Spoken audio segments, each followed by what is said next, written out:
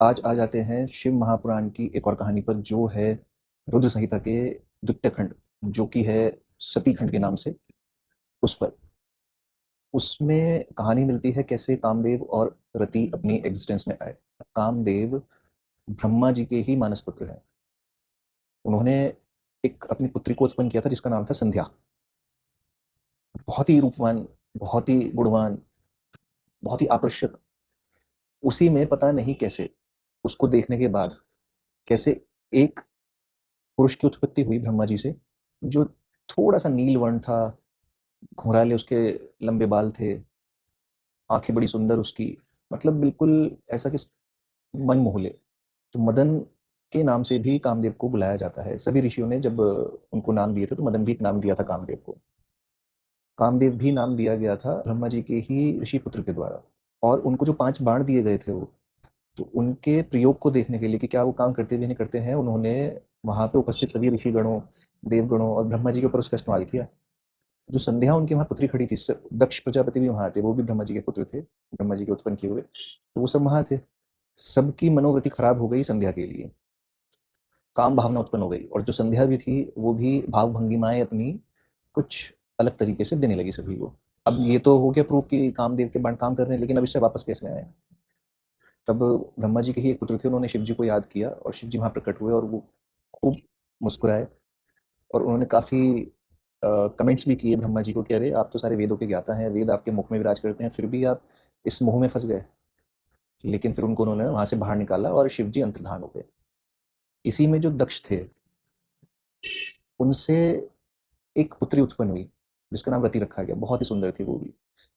लेकिन अगर आप उसको बिना किसी मन के विकार के देखो तो बहुत ही सुंदर वर्णन करा है कि कितनी सुंदर वो थी।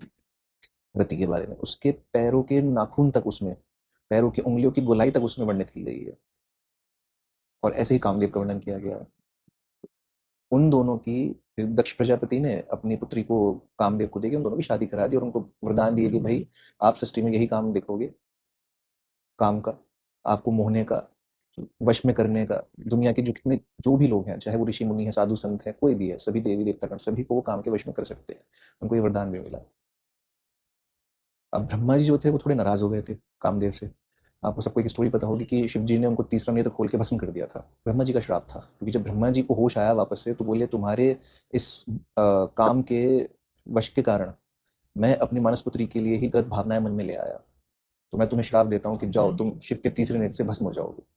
तुम मुझे भस्म कर रहे थे मेरे काम के बाण से, और तुम शिव के तीसरे नेत्र से भस्म हो जाओगे। ये श्राप था ब्रह्मा जी का कामदेव को, इसलिए उन्हें शिव जी ने भस्म किया था।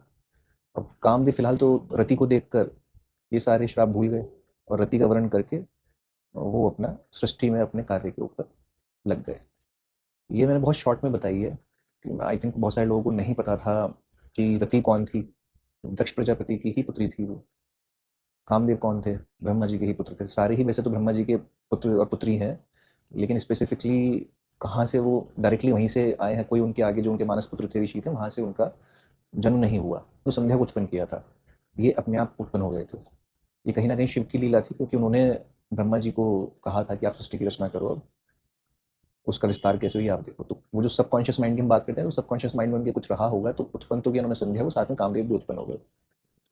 और कामदेव की वजह से दक्ष प्रजापति से रति उत्पन्न हो गई, उन दोनों का विवाह हो गया। इस तरीके से रति और कामदेव एग्जिस्टेंस में आए।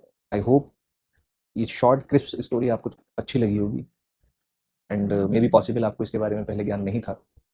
अगर आपको लगता है कि ऐसी और स्टोरीज में उसमें से निकाल के लाऊं, कमेंट करके बताना कि आप कुछ और शिव महापुराण से स्पेसिफिकली चाहते हो, या इन कंटिन्यूएशन, जैसे जैसे उसके संहिताएं, जो 12 संहिताएं हैं, जैसे जैसे वो आगे बढ़ती हैं, उसके अंदर बीच में जो भी इंटरेस्टिंग स्टोरी आती है वो आपके साथ शेयर की जाए।